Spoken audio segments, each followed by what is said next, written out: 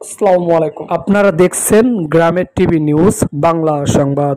এবার বিস্তারিত। ভিন্নমত দমনের নূরের বিরুদ্ধে গ্রেপ্তারি পরোয়ানা জারি, গণ অধিকার পরিষদ। হয়রানির উদ্দেশ্যে ভিত্তিহীন মামলায় গণ অধিকার পরিষদের একাংশ সভাপতি নুরুল হক নূরের বিরুদ্ধে গ্রেপ্তারি পরোয়ানা জারি করা হয়েছে বলে দাবি করেছে দলটি।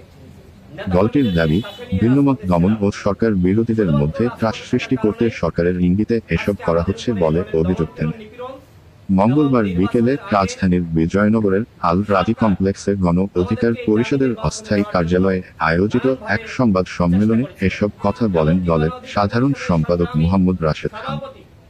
2022 সালের 1 জুন তার ফেসবুক পেজ থেকে প্রধানমন্ত্রী শেখ হাসিনা, শিক্ষামন্ত্রীর, ছাত্রলীগ ও যুবলীগকে নিয়ে লেখা পোস্ট করেন। পরে কটূক্তির অভিযোগে 2022 সালের 14 জুন মামলা করেন চট্টগ্রাম বিশ্ববিদ্যালয় শাখা ছাত্রলীগের সাবেক আইন বিষয়ক সম্পাদক অ্যাডভোকেট শাহরিয়ার ইয়াসির আরাফাত তানি। সেই মামলায় নূরকে চট্টগ্রামের সাইবার ট্রাইব্যুনালের বিচারক মো. জহিরুল কবির গ্রেপ্তারের আদেশ দেন। নূরের বিরুদ্ধে গ্রেপ্তারি পরোয়ানা নূরের বিরুদ্ধে গ্রেপ্তারি পরোয়ানা।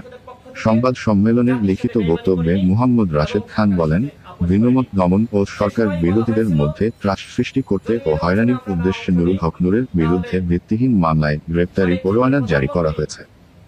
জনবিচ্ছিন্ন ভারতীয় তাবেদার সরকার দেশে একদলীয় শাসন স্থায়ী করতে ভিন্নমত নির্মূলে প্রশাসন, আদালতকে দলীয়করণ করে আইনকে অস্ত্র হিসেবে ব্যবহার করছে।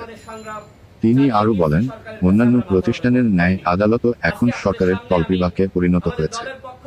বিচার ব্যবস্থাও কার্যত এখন সরকারের হাতে বাক্সবন্দী। সাবেক প্রধানমন্ত্রী বেগম খালেদা জিয়া ও ডক্টর ইউনূসুজ্জার ভুক্তভোগী। রাশেদ বলেন, সরকার গণ অধিকার পরিষদের সভাপতি নুরুল হক নূরের আপোষহীন কণ্ঠ থামিয়ে দিতেই তার বিরুদ্ধে গ্রেপ্তারি পরোয়ানা জারি করেছে। নুরুল হক নূরে দেশের মানুষের কাছে এক সংগ্রামী চরিত্রের নাম। হামলা মামলা করে অতীতেও তার মনোবল দমন করা যায়নি, গ্রেপ্তারি পরোয়ানা জারি করেও তার মনোবল দুর্বল করা যাবে না।